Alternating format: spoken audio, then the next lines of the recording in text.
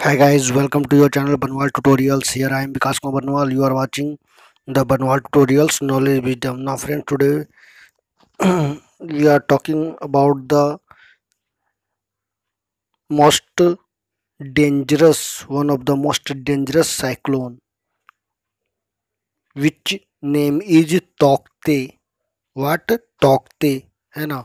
हिंदी में TAUKTE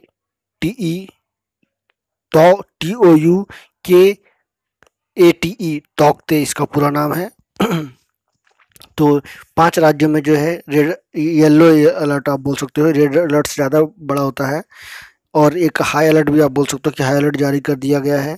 ये तूफान तौकते जो कि चक्रवात है, जो कि काफ़ी जो है तेज़ गति से आगे बढ़ रहा है और यह जो है किस तरह से आगे बढ़ रहा है और कितना नुकसान करने वाला है, इस सभी पर जो है भारत सरकार, एनडीआरएफ की टीमें, मौसम विभाग, आईएमडी, इंडियन मेट्रोलॉजिकल डिपार्टमेंट सभी जो है नज़र गड़ाए हुए हैं और लगातार जो है इस पर एक जो है गाइडलाइंस जारी की गई है और सरकार जो है विशेष रूप से इस पर ध्यान रखी हुई है. चाहे वो केंद्र रक्षा मंत्री की बात की जाए, गृह मंत्री की बात, सभी जो इस पे रखे हुए हैं. तो चलिए इससे जुड़े हुए बहुत तरह के इंपॉर्टेंट पॉइंट्स आपको मैं बताने वाला हूँ कि आखिरकार ये इसका नाम ये जो है कौन रखता है, चक्रवात एक्चुअली होता क्या है, इस तमाम तरह के सवालों का आपको जवाब मैं देने वाला हूँ.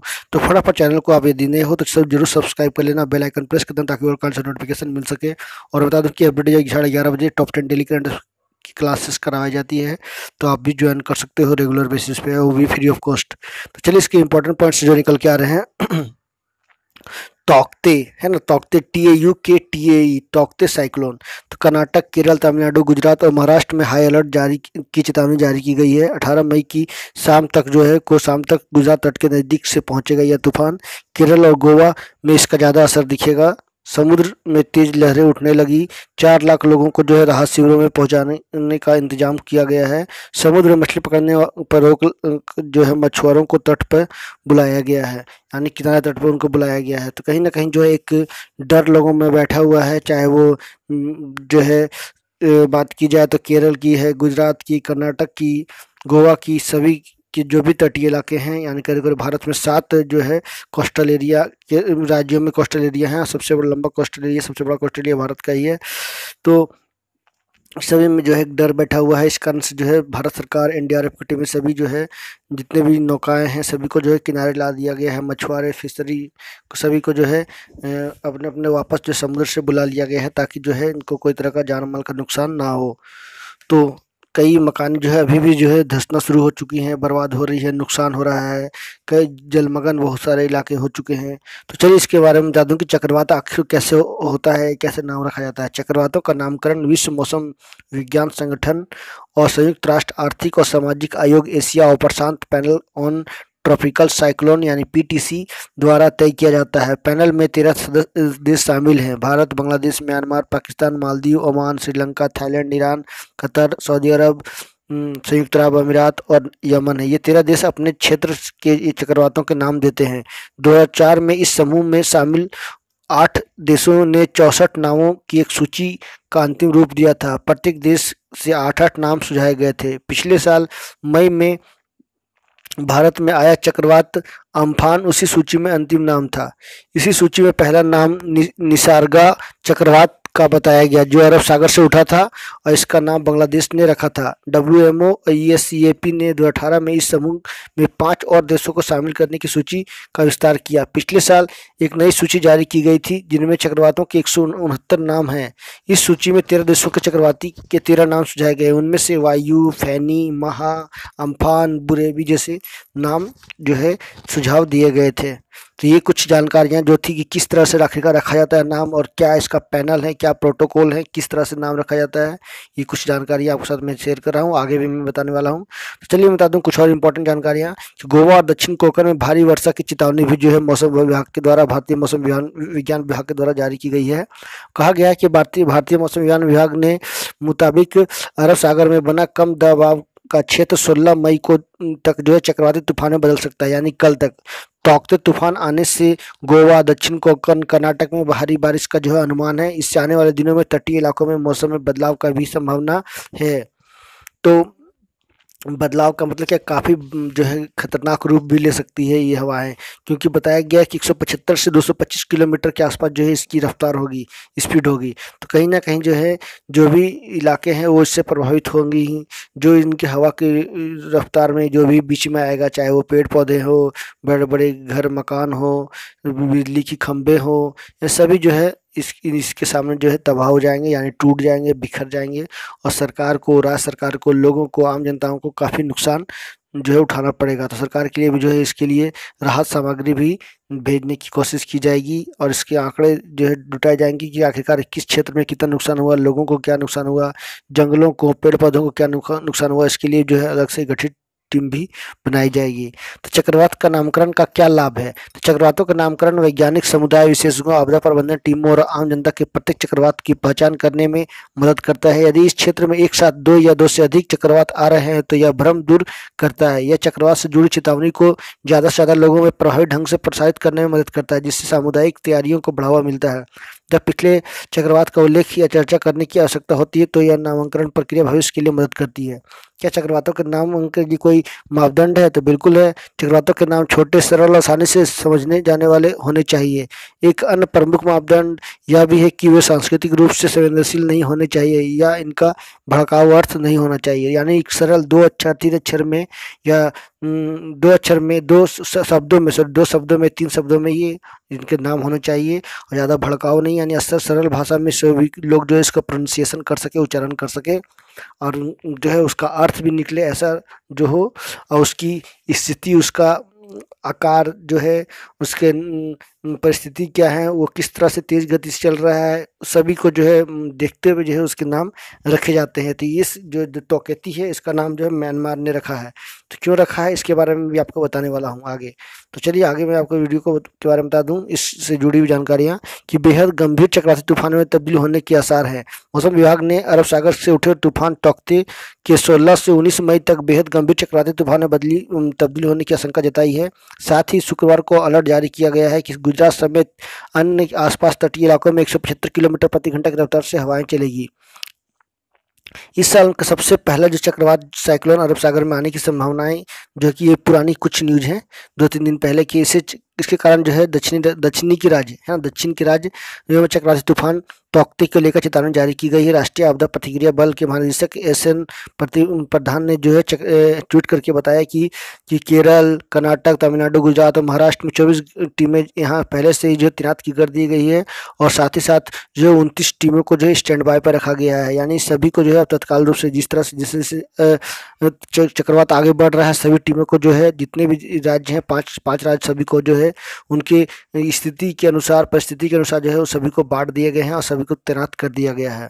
और मैं बता दूं कि म्यांमार ने दिया इसका नाम, सरल भाषा में अर्थ इसका क्या है, छिपकली है।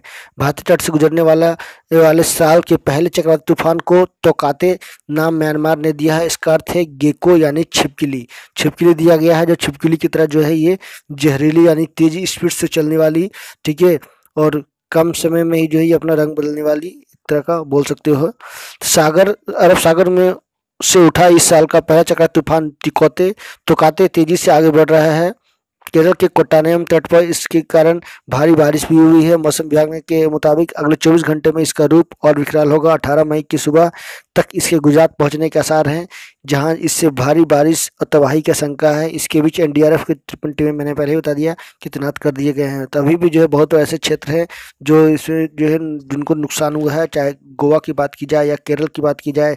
केरल के कुछ जिले ऐसे हैं जहां येलो अलर्ट भी जारी किया गया है, तो उसके बारे में बताऊंगा। मौसम विभाग के मुताबिक बृहस्पतिवार को अरब सागर और लक्षद्वीप के इलाकों में दबाव का क्षेत्र बना था, और तूफान ने जो शनिवार सुबह तक जो है गहरे दबाव में परिवर्तन होने का आसार है। यहाँ से चक्रवाती तूफान का रूप लेते हुए यह अगले 24 घंटे में और आगे बढ़ेगा। इसके बाद विकराल रूप लेता हुआ यह तूफान उत्तर से होते हुए उत्तर पश्चिमी दिशा में आगे बढ़ेगा। तोकाते 18 मई की शाम तक गुजरात या उससे लगते पाकिस्तानी तटीय क्षेत्र के तट से टकरा सकता है, और इससे वहाँ भारी तबाही होने की आशंका है। यानी कहीं ना कहीं जो है भारत के साथ साथ पाकिस्तान भी जो है प्रभावित होने वाला है। तो पाकिस्तान के भी कुछ ऐसे इलाके हैं जो इसके चपेटे में आ सकते हैं। तो पाकिस्तान ने भी जो है अपनी तैयारी शुरू कर दी है। वहाँ पर जो भी उसकी राष्ट्रीय आपदा दल है वो भी जो अपने स्तर पर तैयारी कर रही है, ताकि जो है वहाँ पर कोई भी जान माल का नुकसान ना हो, और जो है उसका आकलन किया जाए यदि नुकसान भी होता है तो।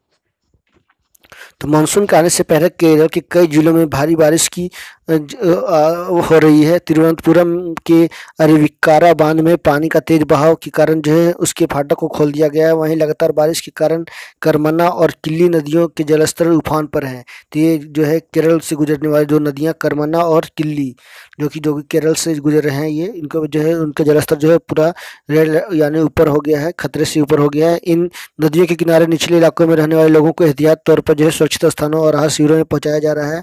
बारिश होने के कारण कई जिले जलमग्न हो गए हैं और पेड़ उखड़ गए हैं। इन जिलों में तेज लहरें उठने के कारण कई मकानों को नुकसान पहुंचा है। एनडीआरएफ की 9 टीमें जो है उस जिलों में, उस एरिया के उस आसपास क्षेत्रों में तैनात कर दी गई है। मौसम विभाग ने केरल के तिरुवनंतपुरम, कोट्टायम, एर्नाकुलम, इडुक्की, त्रिशूल, पलक्कड़, मलप्पुरम, कोझिकोड और वायनाड जिलों में जो है येलो अलर्ट जारी कर दिया है।